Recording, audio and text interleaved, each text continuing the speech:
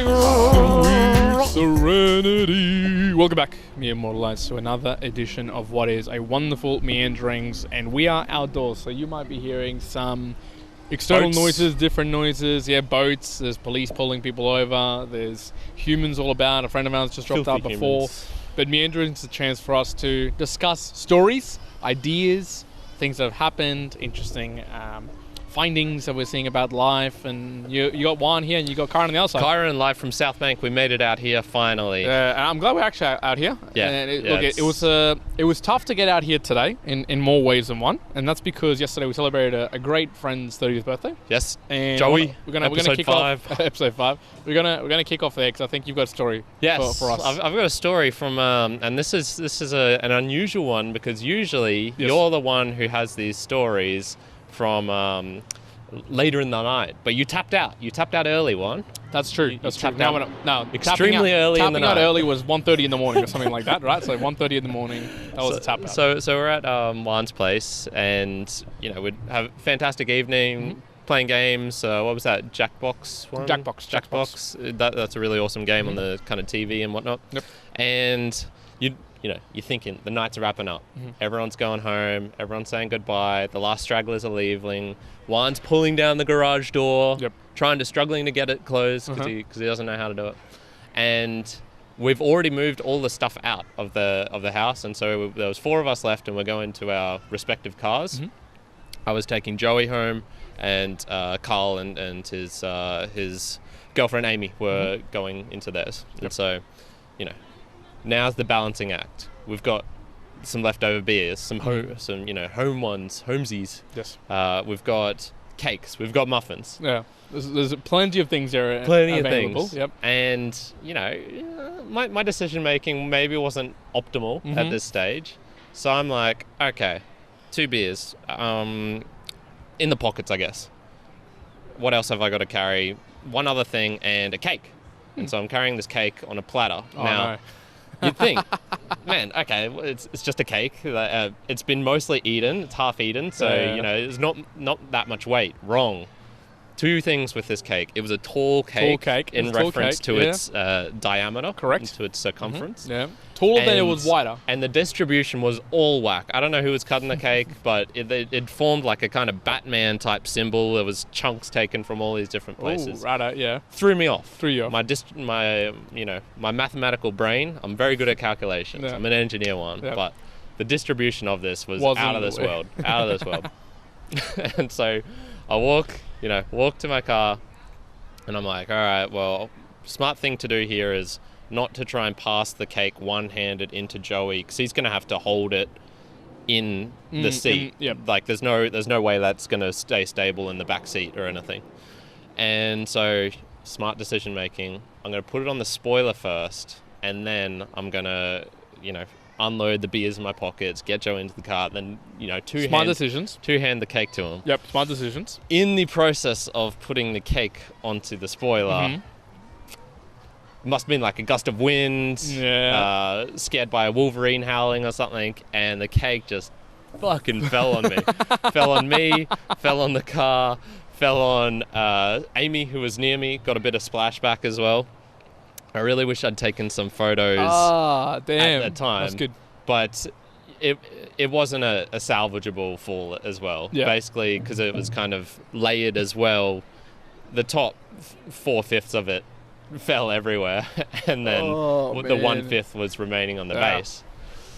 I think I took it pretty gracefully. A little bit embarrassed. Like, Joey, I'm sorry, your 30th. I've just ruined the rest of your cake. Apologies. And, fuck, man, we were like then just sorting out for an extra. So it was 1:30, 2 a.m. Spending an extra 15 minutes like getting wipes, cleaning it, pouring water on the car. So as of this moment, there is still cake caught up in the in the crevices of the light. So I'm expecting some magpies or some ants to be infesting there. Yeah. And guess what I woke up to this morning? I obviously had not realised that the cake had got on my shoe, so it was all over me, man. It was on my shirt, on my pants. But you would have been covered in cake. I was covered in cake, man. Wow. cake coming out the wazoo. There you go. Did you even eat any cake when you were there? I threw away more than I ate. Yeah, you threw away more than you ate. I did eat some cake, yeah. There you go. Costo. So, yeah, that what was... you shouldn't do for a friend's 30th birthday, folks, is basically throw away the entirety of the cake before... well, look, most people did eat a piece. So I think there was still probably about half of it left, to be honest. Yeah. Maybe... Now, look, how much is to blame for the person who has cut it into a... unknown shape. All of them, obviously. All of it, yep. Absolutely. Because, maybe, you expect it to be a certain balance in your palm. Like, you're like, oh, if I've gone this angle, it's on this way. Easy, but... Yeah, so cake mishaps abound. Annoyed was my... Annoyed, but also laughing. Like, Joey took it well. Everyone else was like, okay, there's cake everywhere. Annoying in the sense that it also adds, like, all these minutes to not sleeping and getting home. That was probably the most annoying thing. So, I didn't clean up the cake on the road. There was way too much for me to do anything. So if you go, I'd love it if you can go back and see if there's some cake there. Take a photo, see if there's still cake. Yeah, if the evidence of it is still there. I think it would. I don't see why. It was on the side as well, so it's not on the road where people would drive. There might be a lot of birds who've come along though in that time. A lot of cake, man. A lot of cake. Yeah, it's going to be fat birds. When you get back today, just go and see and take a photo if you can. Wow, yeah, I should have paid more attention this morning, but I didn't because I was so goddamn tired. Yes, so, yeah, exactly. But there you go. That's a great story, and there you go. That's one that one wasn't there till the bitter end, so I missed out on the. If you'd just been looking out your window, you could have partaken in it. Yeah, I didn't even hear anything either, dude. Like, I went straight inside. I went downstairs. I cleaned up a few things, brought it upstairs, and as soon as I got to bed, I was like, "That's it. I'm out." Like, I was gone. Wow. There you go. But there you go. So 30th shenanigans is what we're having. That's it, man. That's it. Hey, I've got probably a point, in addition to a musings episode we did a couple of weeks ago around stillness. Yes. And I managed to complete a monthly goal that I thought I was not going to get done. I remember talking to you a couple of days ago when we were actually doing the Wednesday session. I said, hey, I've got like this running to do. I've got this reading to do. There's this many pages. I don't think I'm going to get this done. Like, I thought the reading was out of your scope. Yeah, I was like, the reading's going to be out of my scope. Maybe the running, like, if I just apply myself. And weirdly enough, it was almost using the principles of stillness that I've either read from the book or just in general consensus in my mind that I'm actually complete both. Nice, so it's a little bit of insight into the monthly with goals. The day to spare. Exactly. So what I ended up finding out was we went to the beach together, me and Jazz, and while at the beach, I thought, I'll take a book. This will be great. Not particularly considering that I was going to read all of it. I just thought, I'm going to read a little bit of this book, but obviously I'm probably going to enjoy just swimming, and it's a beautiful day. But it just so happened that, I pretty much just put like a lot of things on my mind. There's a lot of stillness being used. I was just like, Juan's internal thoughts. It's a nice day out of the beach with my girlfriend.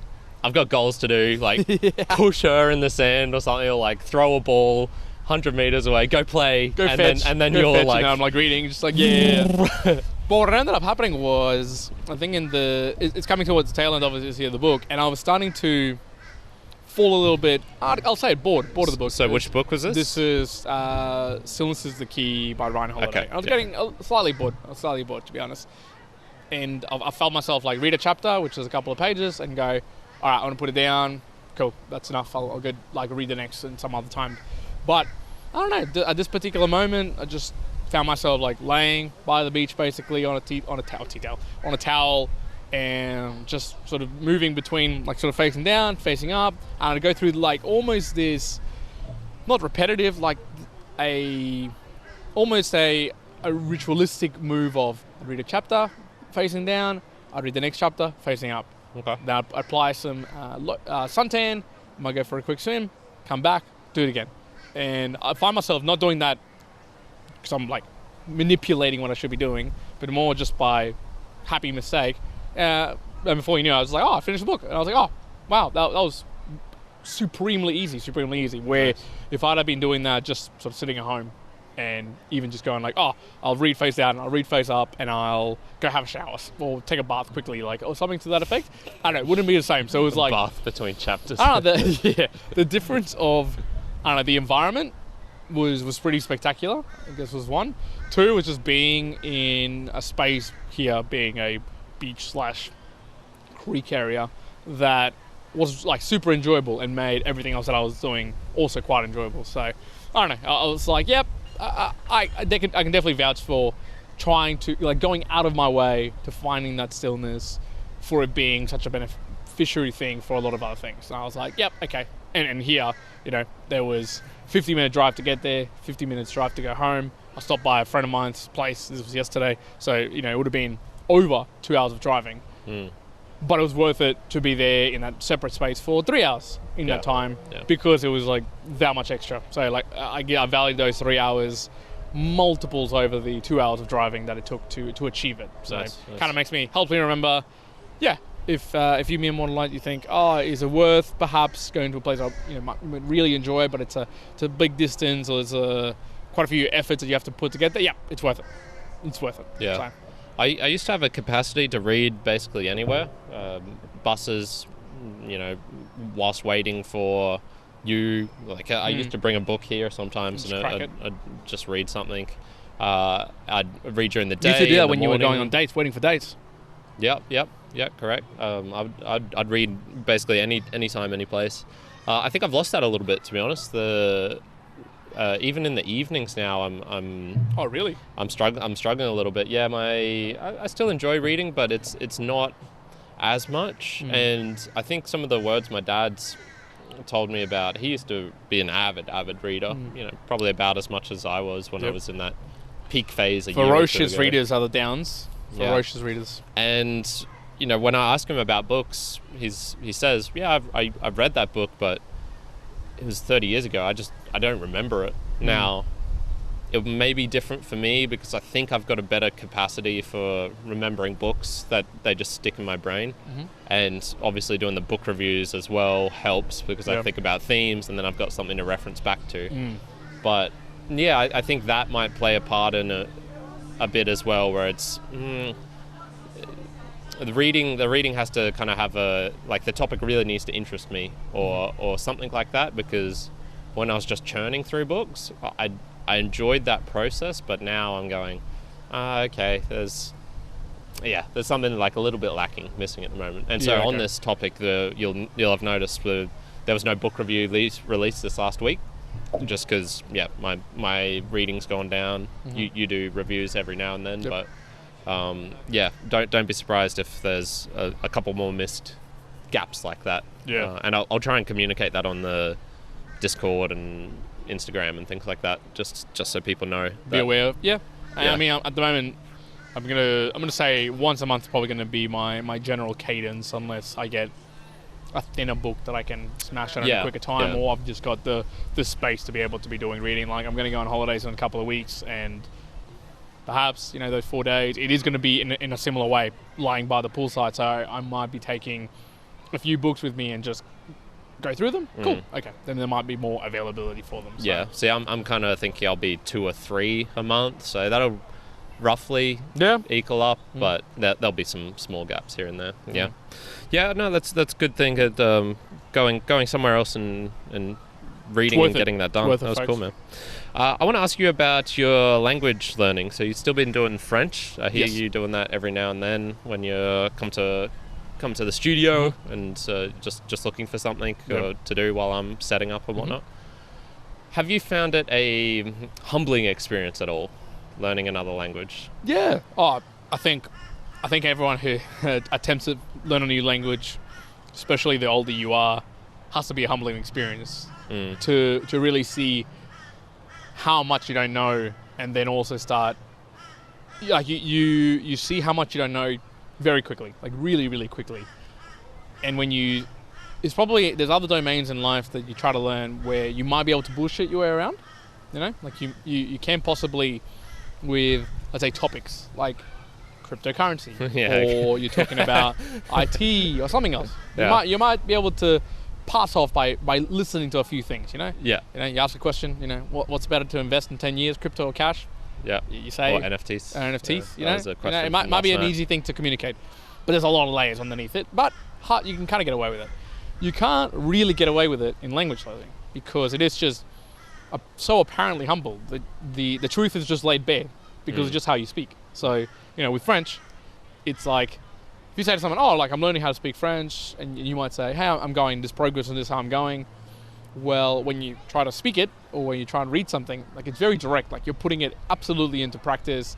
You ain't bullshitting unless you're lying to try to get away with. Be like, oh, this is what it kind of means. You have no idea what it means at all. Yeah, Just, like, you can maybe do it when it's with a course. So Duolingo, for example, you can kind of think, yeah, I made it through this, and yeah, I only had to use Google a couple of times to translate this word, but I still got 99% of it. Whereas when you are with someone in real life, I'll just do a quick Google, breaks the conversation absolutely, and if you're trying to communicate, it's the awkward silences don't lend themselves to being like, oh yeah, man, I'm the king, man. Like I know you know this language. Yeah.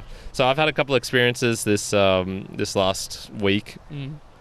I'm learning in both Spanish and German. So I want to ask you, do you know what en aquel entonces means? Say that again. En aquel entonces. En aquel entonces? Yeah. So that's a phrase. I don't know what aquel means there. Okay, yeah, so it's a very strange one, but it basically means back then or at that time. En aquel entonces.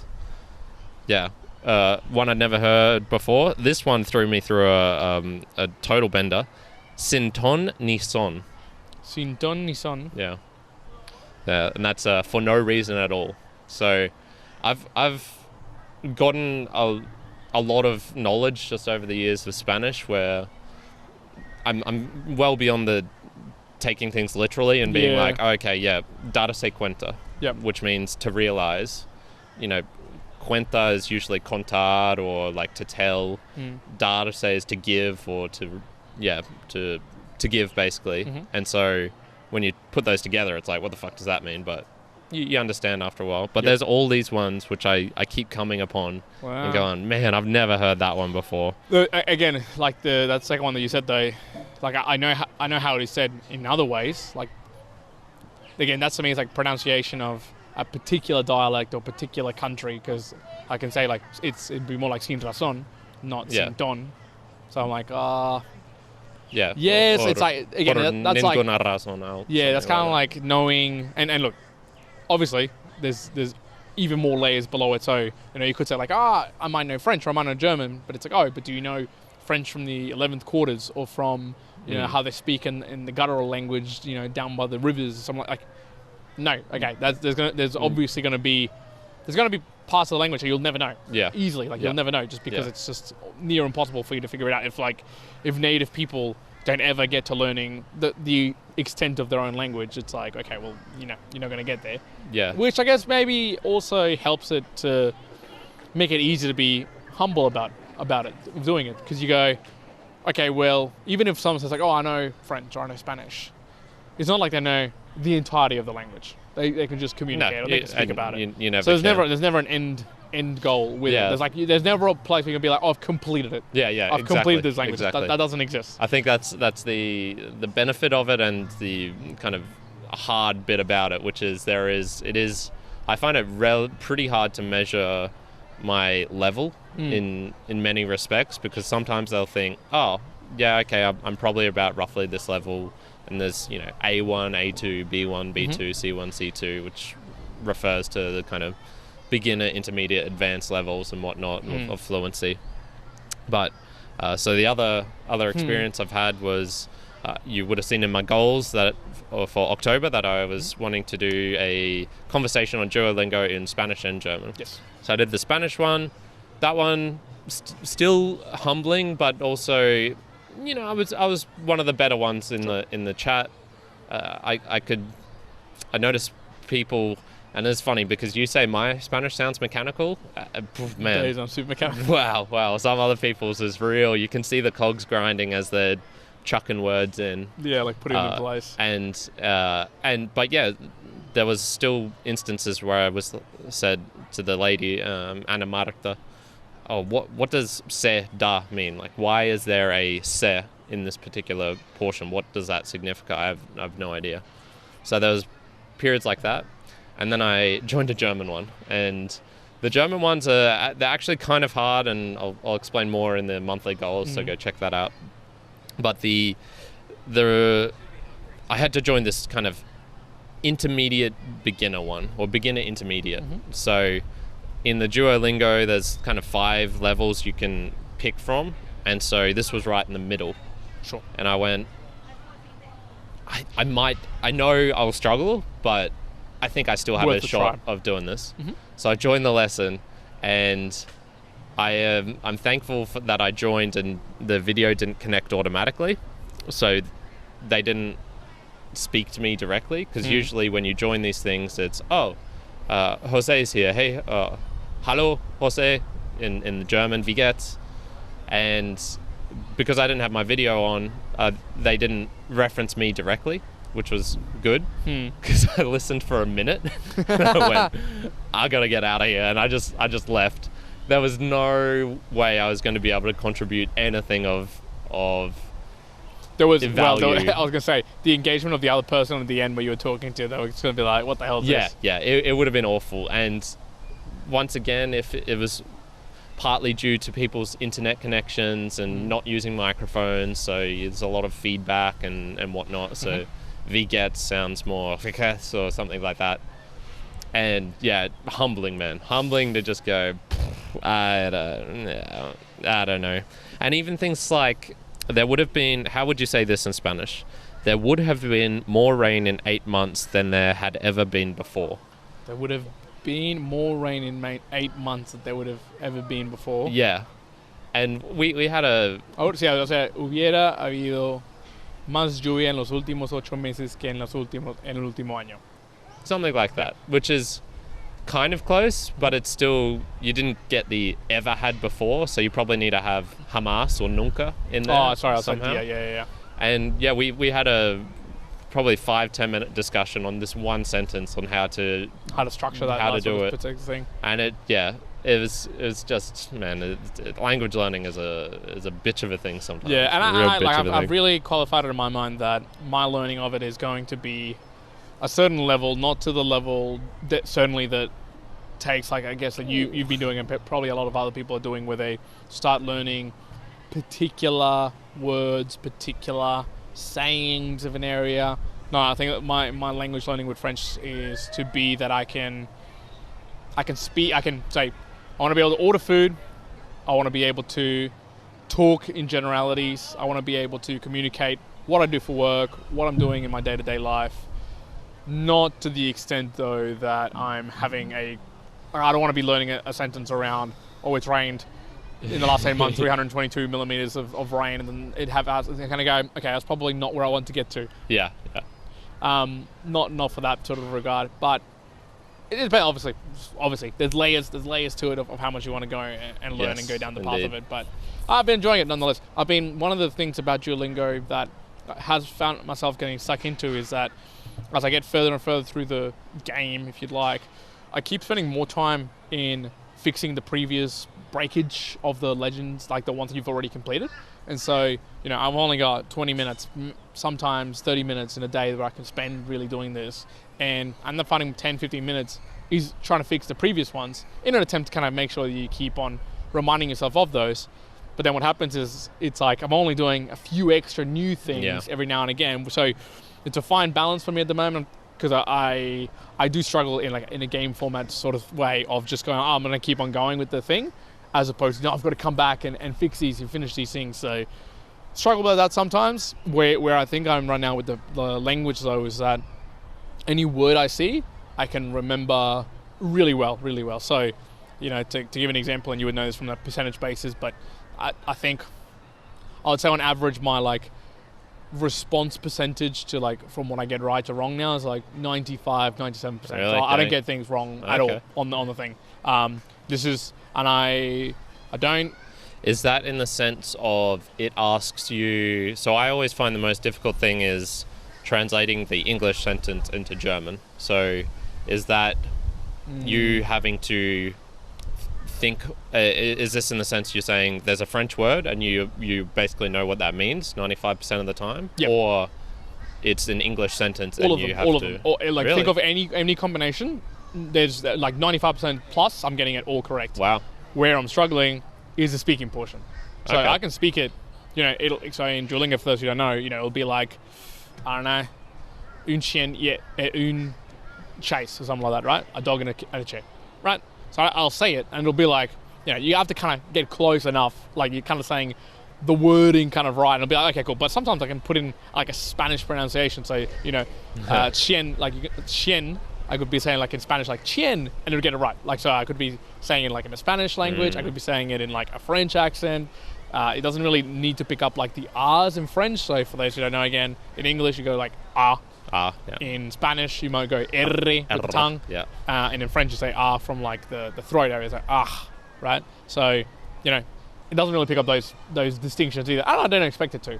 So where I struggle is as soon as I like might fill out a thing, or I might do like one of those full 5 like lessons and get all the crowns for a particular piece, I'll just try to like speak something that I've remembered to like say it out. Dude, incredibly hard. That's the bit that I just go okay. So yes, I've got to get to probably some conversations with people to try to like draw that out of me.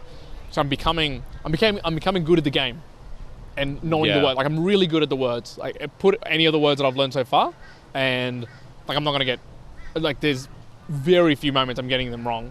It's just the actual conversation where that's obviously the lower end of the skill set. There you go. Well, this is where I'm seeing the methods of how it's learning, and you're right, it is a game, and that's kind of the point of Duolingo. It's to make it fun, because as we've just discussed, if it's kind of inherently you're never going to win it exactly. type of pursuit. Now, Duolingo, you can't finish it. You can't finish it. Like there is a end to the amount of learning you can do. Correct. And doesn't mean you've amassed the skill set No, and this exactly goes on to my point, which is I was getting close to finishing, and the way I'd been doing it was I'd basically finished 4 out of the 6 big modules, I guess, and I'd done kind of portions of all these others, and I was sort of doing like you were doing. I wasn't really bothering to go back and fix breakages, but I would just continually go my way down the list, do like all of these lessons, and then jump back up and do it down again. And that was working well for me.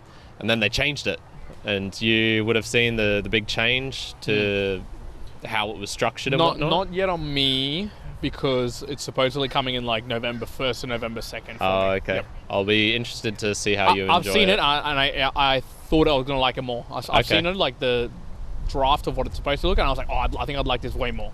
Because you got to just go through the steps. Yes, correct. Yep. Yeah, I didn't like that. I liked the ability I had to go where I wanted, and you still kind of can, but you can't use your lingot. I can't remember gems that they're called for you, right? I can't use them to kind of level up like I was before, so I would have finished it in midway through November. There was so little left for me to do. If I was going to try and redo it all now, it would take me probably another 4 or 5 months, something like that. Yeah, because all of these things that I'd half leveled up all got wiped out, and so I would have had to have redone them all. And I couldn't use the skipping method that I was doing. So thankfully, there's actually a good change for me, because this I would have not wasted, but I would have spent 15 hours, 20 hours on leveling this all, finishing it all off, just for the ability to say, I fully finished every single thing in the Duolingo German. I'm not going to do that now, because it would just be doing things that aren't helpful for me. So getting onto the point of not helpful, my memory capacity is pretty good. I can usually remember things 95%, but not in the way of learning it through Duolingo. I need to write it down in a book. I need to use it in a sentence and kind of lock it in that way. So I'm very good at that rote memorization. If I write something down, it usually sticks in there. And on Duolingo, I'm typing it out, but it's not really the same. And so basically what I've decided is I'm going to go back to my roots, like I did with Spanish, and properly create a book. And I'll probably have one for words, sentences, one for grammar, one for obscure points of why you would use this word versus this word versus this word, what the different contexts for them are, those sort of things. So Yeah, I'm changing things up. Changing it up? Changing it up for my own learning. Damn, yeah. okay, So cool. I like that. I'm kind of glad Duolingo changed it up on me. Save me a little bit of time. It's like forced you to change up as well, sort of thing, which is good. Yeah, exactly. Good. Look, the only other thing I wanted to bring up really was, I won't bring up this other stuff. Table's starting to turn on the way that I'm training slightly again. Okay. Slightly. So I've already kind of talked about, you've probably heard me talk a little bit more swimming, slightly more running, more cycling. Now the monthly goals would have been out by the time this one's released, correct. So go check out the full details there. But actually, no, they won't, because if you listened live, you would have heard them. But they'll come out on the Monday after this. Sorry, yes, the Monday after this. So the day after this one is released, they'll come out. Yeah. But anyways, I'll reveal one of the ones for the monthly goal coming up next month in November. I'm stepping up my running. And Karen might be surprised to hear this number. So I managed to hit 25 kilometers with a couple of days to spare. Nice. So what have I stepped it up to? 60 kilometers. 60 kilometers. You're screwed, mate. Reason for this. So obviously it's a little bit of a turning into more of the sort of hybrid sort of movement. Today, like to give you an example, today I really wanted to train, but it started to shift slightly where training doesn't have to look like a gym session with heavy weights, which is quite alarming in weird ways for my younger self. Because I would have been like, oh, that's not a workout. Where's the heavy weights? Yeah. And it was just bicycle. It was a few handstand stretches. It was a little bit of stretching, warming up with the bike, and then bang, 45 minutes on the bike. That was basically the workout. And dude, really enjoyed it. I was watching a couple of CrossFit things, like a Rogue Invitational that's on at the moment, and I just really enjoyed myself. And when you do, it was basically like zone 2 training for those out there who know that. It just, imagine slow enough that you could talk to someone about it, but hard enough that you're getting quite a bit of a sweat. When you do that for a long enough period of time, there's this feeling you get where you essentially start expressing like a lot of heat. Like you can feel yourself getting really, really hot. And yes, you're sweating, but it's like your temperature's like really rising up. And it was a really cool feeling. And I went, man, this is fun. I wanted to kind of do this. I don't know if I'm going to get there with running to that effect. It's going to run for 45 minutes an hour straight. Now, can I get there? Of course I can get there. Do I want to get to that level? Maybe. We'll see. But specifically 60 kilometers because we're going into Movember. We're going to November/Movember. And I don't know, I was thinking to myself, I remember when I was back in my old workplace where I am now, I did a thing for Movember and it was really successful. Like I did a few events that I ran and I helped sort of collect quite a bit of money for Movember. And I went, you know what? It's pretty cool. I'd like to do that. And I was a little bit stumped on what I wanted to do with my running goals as well, in terms of like, okay, what's the next step to help me progress here? And I saw the Movember move, do 60 kilometers of running in the month to support, and in that helps, promote the actual cause. And I went, okay, cool, let's I think it's before, let's take it back a year more than that, a year and a half ago when we were doing those running challenges in our yearly challenges and yearly running. And I would have looked at that and been like, fuck this. I don't want to do that. I'd be like, no. Easy marathon, half marathon the next day. Yeah, that's like, that's averaging 15 kilometers per week. And I would have been like, you know what? No, that's not what I want to do. Now, when I actually look back at the thing, I'll send you a screenshot so you can put in the chapter art as well. If it wasn't for the fact that I was away for basically 9-10 days worth of training for the holiday that I took. Tassie holiday. The Tassie holiday. Now, if I'd kept at the same pace of the running that I've been doing towards the tail end of it, I would have been getting close to 40 kilometers because I was doing quite a bit of running. I was basically running 3 kilometers to 2 kilometers, like basically every single day, and sometimes like every second day, and then sometimes like back to back. I was like 3K and then a 2K, then 3K, then a 2K. So I was like, oh, it's actually not too difficult. In the method that I'm doing it right now, I should be able to accomplish it. Maybe add a few extra runs here on the weekends and the like. But like I said today, I went in and just purely did like a bike session. I might find myself just doing purely Sunday run, a longer run, and that can be my workout, which to the younger one a little while ago would have been like, what the hell, that's not a workout. So he's rolling in his grave as we speak. How the tables turned for young Juan. Young Juan. But so I'm looking forward to it. I am looking forward to doing something. You reckon you'll ever go back to doing a little bit more running? Perhaps. Woo!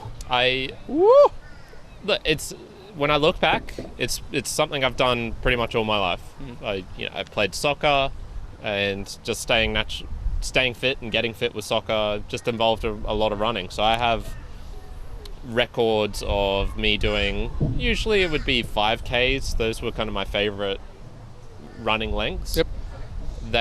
I've got those stretching back into 2012 maybe. Yeah, okay. Not every single year, but yeah, that was a lot of running that I've done over the years, and there is a pleasure in getting good at it. I do enjoy.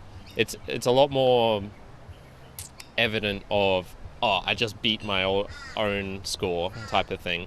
Handstands, they're pretty temperamental.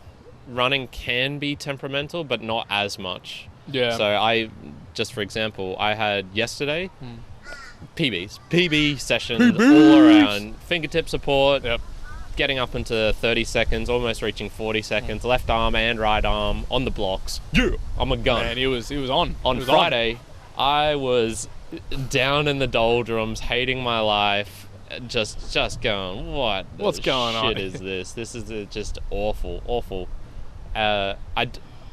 With running, I've never had that much of a depression. It's always been okay. I'm maybe 20% off this day from my previous run, but it's not like handstands. Well, I think that probably touches on a point of when you become really quite good at something. You can really tell the differences between a good day and a bad day, and you get affected by it because you go, I know I'm better than that. Whereas when you're starting something new, again, point running or something else, you might be starting new. True. You kind of you have no idea. You're like, shit, I have no idea. And you see the big gains. I still see newbie gains when I was doing that running stuff the other. I basically doubled some of my scores in a way of. I could probably reasonably do a half marathon in 3 hours, 3 to 4 hours on the very first day, and then I did it in 1 hour 40 something. So you get those newbie gains every single time, as long as you leave it a year or so and then come back to it. Come back and get some more newbie gains because you became shit again. Shit. Nice. All right, well, I've got one more. I'm keen to see how your knees hold up with all this running as well. So let's see. Let's hope. The dodgy one is. I've got another insight into kind of podcasting 2.0 and boosts and whatnot. Okay, that's a good way to end it. Yeah, and an insight into why I like boosts. I also into why I'm a shit brother and a shit friend. And why I have no real social media accounts. They're all kind of entwined. They're linked to the same thing. Okay. Twitter barring. That is actually under my name, but I was actually looking the other week if I could have @Meermortals Podcast as the handle, but it was too long. So damn. I could have got Meermortals Pod, but whatever. So the reason for this, I think, is I do not enjoy texting. That's the main thing. The main thing that is linking all of these. So I'll add some context into each one of them. So I was listening to a show called Linux Unplugged. This is related to open source software in general, and I was trying to see if they had some stuff about open source podcasting, in particular creating your own RSS, which was part of the goals. And one of the hosts, I believe it was Chris, was talking about why he liked Boost.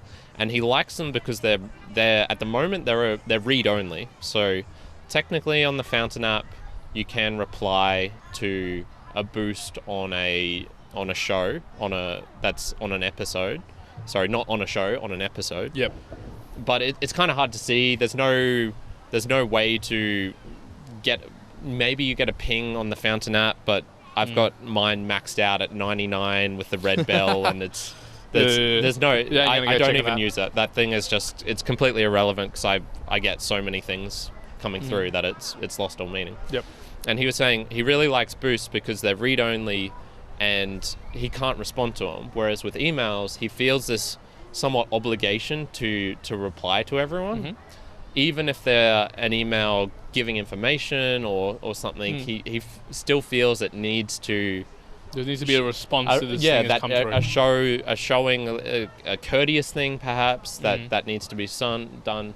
But with Boosts, no, the expectation is it'll be kind of read out on the show if that's how you want to run your show, or you could just say, just support me by sending in Boosts and just leaving it like that. And I really like that, because having a stack of emails, if that was what was required for me to be a good podcaster, I'm not sure I'd want to be a good podcaster. Yeah. I'm not. That sounds awful. And he was saying he could only get through 20-30% of emails every day. Yep. You probably have this with work. My old work was never that bad, probably because I was just unimportant, so people didn't email me stuff. Or perhaps they knew, Kyron doesn't really respond to emails. He's not that great with it.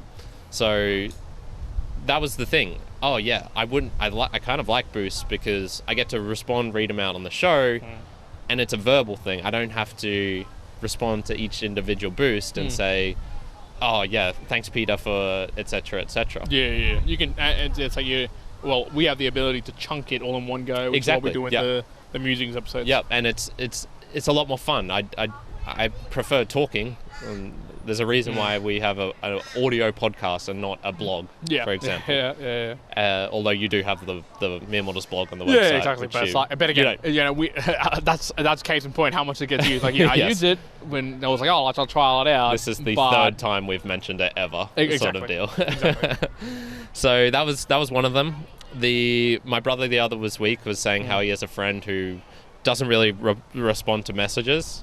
And I was going, that's me. I dislike getting long messages because the only messages I like getting are kind of on the book reviews where someone has put in a big thing and I can kind of respond to in that way. That's okay. That's okay. But if it's really enjoyed this, where can I find the audio book or something? If I had the ability to just say, I don't know. I read books. I don't really check out the audio. Try Audible. If I could respond to that, and look, if I set up my phone to do that, maybe. But there's effort involved. The tech is still not really, really great for that. Yeah. So that was another one, and the final one was what was I saying? Yeah, social media accounts. I think that might explain why I've never really had a Facebook and used it. I just don't think I enjoy. Communicating via text. That's the main thing. So the question for you was, I kind of feel you're the opposite to this. So do you enjoy, tolerate, require, desire text communication?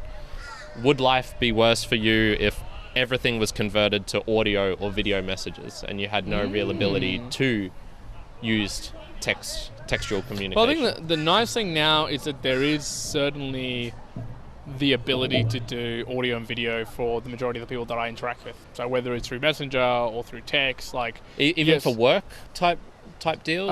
Good point. For work, I mean, there is a lot of ability to call, but people still use text-based ones. Yes. I wouldn't say that I would be one or the other. Like, I wouldn't go, I wish it was all audio and video. No way. I still want it to be some portions of a text. Specifically as well, because I at least feel with text, not that I desire it, but there is sort of a energy efficiency when it comes to the utilization of text versus a video or a call. So am I, especially short ones? Yeah. See you soon. I'll be there in 5 minutes. Correct. So I don't want to be calling someone to say like, I'll see you soon. I'll be there in 5. Or I don't want to set up a meeting for an hour to talk about something that I could probably send an email of, 3 minutes effort and get the point across. So there's utilizations of text, which I think is good, and I would continue to do it absolutely. Sometimes in the conversations, like I'll do it because it's enjoyable as well, just to have a conversation via text. Doesn't have to be via the spoken nor the video. And I also feel like there are some memes and the power of the text conversation and meme sort of combination that you can't really get with a talking in person, something like that. The responses you might get from someone about something that's funny, or the back and forth banter over like an extended period of a day. It's hard to do that in an audio format a video format. You might lose the engagement that comes with like those different mediums. So do I desire it? I don't care in whatever form, but I just still think that there's a place for all of them, and so I guess I enjoy all of them. Yeah. Which would hurt more, if you could not send audio messages to people or not text people? Which would definitely be... the text. Yeah. Because because I probably overwhelmingly I still do text rather than audio. Like my audio messages are very restricted or limited to the ones I use. Sometimes it's when I just don't want to write out like something massive, and so I'll just send an audio. But a lot of my messages are, say, sub 140 characters, and so probably the effort to put an audio of 140 characters of typing is pretty similar. So I just go, yeah, there's no point here of just doing it over that. Yeah. So for me, it's pretty much the opposite, man. I would not hate life if I couldn't text something going, see you in 5 minutes. Yep. Yes, I agree. It's better than audio, but it wouldn't hurt me so much. I wouldn't. Yeah. And I'm trying to get to the root of it. Why is this? So I've always been a lurker on forums and whatnot. And even on our Discord, you see, I don't really, our Discord is more just so it's another way that people can contact us if they want to. But I'm wondering if it's because it's something to do with it's taking away information rather than adding it. So if I said to you, I'm going to send Juan an audio message. Yeah, see you in 5 minutes. Usually, I wouldn't do that. I would actually add more onto it. And I've noticed this before where I've sometimes been wanting to send you an audio that probably should have taken 10 seconds and it went for a minute. Yeah, okay, like it added more things. Because I added more things. You might have asked a question and I went, yeah, the camera's in the room. I had to move it over to there because... blah, blah, blah, blah, blah. And add things, whereas you might just be going, I just want to know where the camera is, that sort of deal. So I think I enjoy the adding more, the addition of information that comes from audio and video rather than the text. But I use text so much. I love reading YouTube comments, for example. I find that a really valuable just the way source that you of info. like the way that you want to contribute or like exactly engage with it. So for me, I enjoy that. I don't enjoy creating it, but consuming the see in 5 minutes or YouTube comment or I understand the utility of it and why it's good, but for me, it's the audio. So that's why I'm so my brother was saying that was a shit. He wasn't happy with his friend, and I used to try and send my brother audio messages, and he was just telling me, "Don't do that." He'd be like, "No, don't do this to me. I'm not gonna fucking listen to it." Yeah. So there you go. Well, to the first point there, as you mentioned, Bootstagram. So, do you folks out there, do you enjoy? Well, I'd love to know. Would people enjoy it if Bootstagrams became audio only? No, more. There was an expectation of a reply somehow. So if you send us a Bootstagram in Fountain, and there was an ability for us to send it back, and it would kind of pop up as a message or become very readily apparent, would they enjoy that as a mechanism? Because I wouldn't. I definitely enjoy the reading it out on the show, that sort of portion, and the batching of it. So I'd be curious to know what. I'd be interested to hear what like the broader community who are getting into it more and more into the podcasting 2.0 space would want, like, well, they start building it out too, because what if 80% of the community are like requesting it, and that's where it translates to. It's like, well, do you then just go with like how the rest of the community wants and seems to be the thing, or do you go, no, we're not going to do that anyways because we just don't enjoy doing that? Yeah, so I it's a balance. I have noticed there's not too much experimentation with all the different possible myriad of ways. Most people seem to create a segment, batch it, and do it like that. That seems to be the general trend of what people do. Until someone's going to change it along the line, something cool, it'll work really well, and then everyone will be like, oh, let's follow that method. Yeah, and there is tons of experimentation. They're still adding really new tags. I wouldn't be surprised if the Spotify kind of killer app came from something like that, from the podcasting 2.0 world, and because they're adding the functionality where you can include songs, for example, so reference in your own audio, reference portions of audios of others, and get the data from their value tags so that it for your portion of your show will get overridden by theirs. So let's say we're using a clip from the No Agenda or something like that, and we put it in. Not that we'd do that because we don't run our show that way, but they do things like that. Yeah. And if they reference, let's do it the other way. They're referencing a clip of us. They could do that, and for that portion of their show, our value tags would be overriding theirs. Right. So then we're the ones who are actually receiving the bulk of acquiring those money, and there's interesting stuff going on. So you could see how that would work with playlist creations, for example, of music. Yeah. The artist is still getting the bulk of it, but perhaps you as the playlist creator getting some benefit 5% from it as well.